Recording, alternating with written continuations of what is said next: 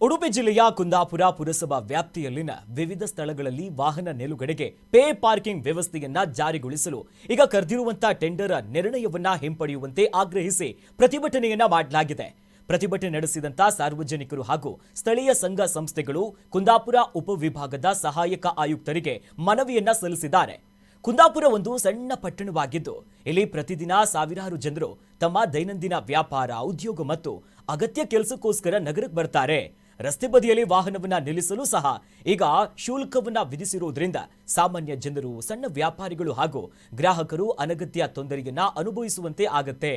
ಈ ನಿಟ್ಟಿನಲ್ಲಿ ಜೊತೆಗೆ ಈ ಪೇ ಪಾರ್ಕಿಂಗ್ ವಸೂಲಿ ಹಕ್ಕನ್ನ ಖಾಸಗಿ ಕಂಪನಿಗಳಿಗೆ ಅಥವಾ ಬೇರೆ ವ್ಯಕ್ತಿಗಳಿಗೆ ಕೊಡುವುದರಿಂದ ಅನಗತ್ಯ ವಸೂಲಿ, ಸಾರ್ವಜನಿಕರೊಂದಿಗೆ ಸಂಘರ್ಷ ಉಂಟಾಗುವಂತ ಸಾಧ್ಯತೆ ಇದೆ ಅಂತ ಸಹಬಾಳ್ವೆ ಕುಂದಾಪುರ ಸಂಸ್ಥೆಯ ಅಧ್ಯಕ್ಷ ರಾಮಕೃಷ್ಣ ಹೆರಳೆ ಮನವಿಯನ್ನ ಮಾಡಿದ್ದಾರೆ.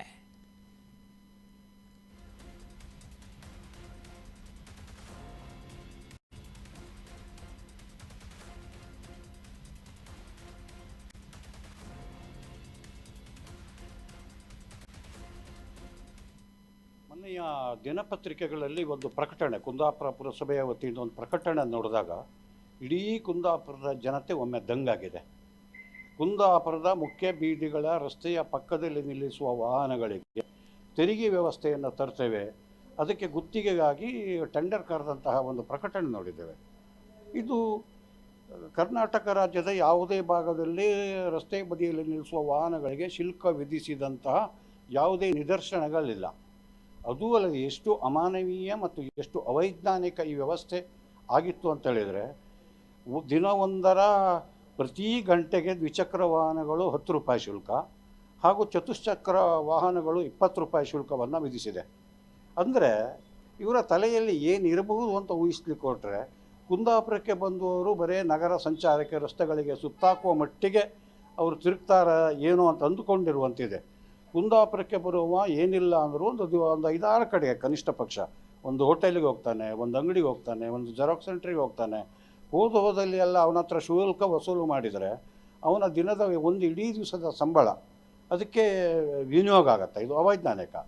ಮತ್ತು ಅದ್ರ ಮೇಲೆ ಇಷ್ಟೂ ಮಾತ್ರ ಅಲ್ಲ, ಬರುವವರಿಗೆ ಮಾತ್ರ ಅಲ್ಲ, ಪ್ರತಿ ಅಂಗಡಿಯವರ ಹತ್ರ ಕೂಡ ಅವರು, ಅದರ ಮಾಲೀಕರು, ಅವರ ಸಿಬ್ಬಂದಿ ವರ್ಗದ ವಾಹನಗಳಿರ್ತವೆ. ಆ ವಾಹನಗಳಿಗೆ ತೆರಿಗೆ ವಿನಾಯಿತಿ ಎನ್ನುವಂಥ ಯಾವುದೇ ಒಂದು ಘೋಷಣೆ ಆಗಲಿ, ಒಂದು ಆ ರೀತಿಯ ಮಾಹಿತಿ ಆಗಲಿ ಇಲ್ಲ. ಅವರು ಕೂಡ ಒಂದು ಬೆಳಿಗ್ಗೆ 9 ಗಂಟೆಯಿಂದ ಸಂಜೆ 9 ಗಂಟೆವರೆಗೆ ಅದನ್ನು ಅಂಗಡಿಗೆ ತೆರೆದಿಟ್ಕೊಂಡ್ರೆ ಅವ್ರ ವಾಹನ ಅಲ್ಲಿಯೇ ಇರುತ್ತೆ. ಅಂದರೆ ಕನಿಷ್ಠ 12 ಗಂಟೆಗಳ ಕಾಲ ಅವರು ಅಂಗಡಿ ತೆಗೆದ್ರೆ 20 ರೂಪಾಯಿ ಪ್ರಕಾರ 240 ರೂಪಾಯಿ ಒಬ್ಬ ಸಿಬ್ಬಂದಿಗೆ ಅಥವಾ ಒಬ್ಬ ಮಾಲಕನಿಗೆ ವಿಧಿಸಿದರೆ ಅವನ ದಿವಸಕ್ಕೆ ಅವನಿಗೆ ವ್ಯಾಪಾರ ಆಗುವ ಲಾಭದಕ್ಕಿಂತ ಹೆಚ್ಚು ಈ ತೆರಿಗೆ ಹಣಕ್ಕೆ ಕೊಡುತ್ತೆ.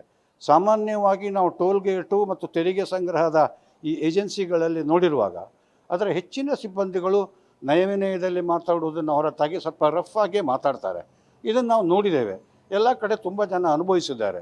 ಇಲ್ಲಿಗ ನಾವು ಒಂದು ಕಡೆ ಈಗ 2 ನಿಮಿಷದ ಹಿಂದೆ ಒಂದು ಕಡೆಗೆ ನಾವು ತೆರಿಗೆ ಶುಲ್ಕ ಕಟ್ಟಿ ಆಯಿತು, ಇನ್ನೊಂದು ಕಡೆಗೆ ನಾವು ಕೊಡುವುದಿಲ್ಲ ಅಂದರೆ ಅವ್ರು ಕೇಳುವುದಿಲ್ಲ.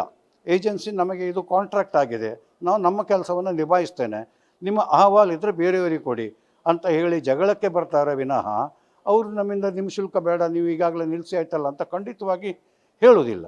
ಇನ್ನೂ ಅವರು ಒತ್ತಾಯಿಸಿದರೆ ಬೀದಿಗಳಲ್ಲಿ ಘರ್ಷಣೆ ಅದು ಶತಸಿದ್ಧ. ಜನ ಅವನ ಒಂದು ಇಡೀ ದಿವಸದ ಸಂಬಳ, ಒಂದು ಅರ್ಧ ದಿನದ ಸಂಬಳವನ್ನು ಬರೀ ಪಾರ್ಕಿಂಗ್ ಶುಲ್ಕಕ್ಕೆ ವಿನಿಯೋಗ ಮಾಡೋದಿಲ್ಲ. ಈಗ ಅಂಗಡಿಯವರು ಕೂಡ ಅವರು ಮುನ್ಸಿಪಾಲ್ಟಿಗೆ ತೆರಿಗೆ ಕಟ್ಟಿರ್ತಾರೆ, ಕಸ ಕ್ಲೀನ್ ಮಾಡುವುದರ ಬಗ್ಗೆಯೂ ಕೂಡ ಶುಲ್ಕವನ್ನು ಕೊಟ್ಟಿರ್ತಾರೆ. ಈಗ ಈ ಶುಲ್ಕವನ್ನು ಅವರು ಭರಿಸಬೇಕು.